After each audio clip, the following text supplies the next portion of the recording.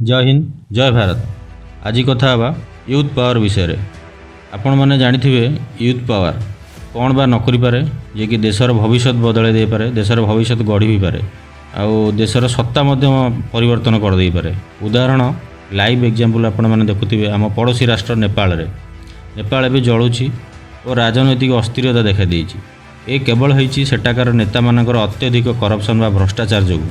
कारण केवल थिला बाहाना गोटे थिला केवल सोशल मीडिया बैन, किंतु प्रकृत कारण होछि सेटाकार अत्यधिक करप्शन जोगु। आपण माने भी बहुत न्यूज रे वीडियो रे देखि पारथिबे जीवन बंचाई सेटाकार नेता माने किपरि भाग रे देश छाड़ी पळौचंदी। तो यही आंदोलन को जो मैंने लीड करथिले जे माने कि जेनेरेशन जी कुआ जाउची एवं से मानकर तीव्र आंदोलन जोगु एबे नेपाल कहिया गले भ्रष्टाचार मुक्त हो पारि। कौन यही जेन जी जेनेरेशन क्या कह जाए जेन जी जेनेरेशन कौन आपण मैंने जानी कि जेन जी जेनेरेशन जो मैंने होती कि 1995 मसीह 2012 मसीहा मध्य जन्मग्रहण करते यंग जेनेरेशन बा जेनेरेशन जी कह जाए।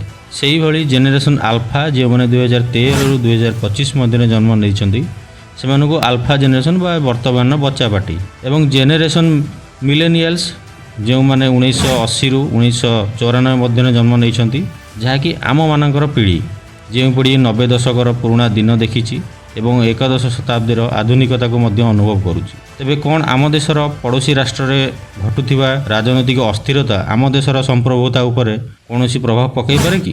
कारण आम देश में बहु बड़ बड़ भ्रष्टाचार घटना अतीत घटी जाइए जार पर्दाफाश जमीक 2020 टीवी चैनल टीआरपी स्कैंडल आपण मानकर मन थी पर्टिकुलर न्यूज चैनल एवं केरल गोल्ड स्मगलिंग स्कैंडल हो पारे 2020 एवं 2021 दिल्ली मद स्काम जहाँकि बहुत बड़ देश में न्यूज होता एवं 2022 वेस्ट बेंगल एसएससी स्काम हो 2023 Hindenburg report Adani group scandal हो एवं 2024 इलेक्टोरल बॉन्ड स्काम कि नीट एग्जाम कंट्रोवर्सी हो यही अनेक प्रकार भ्रष्टाचार आम देश में देखा मिली।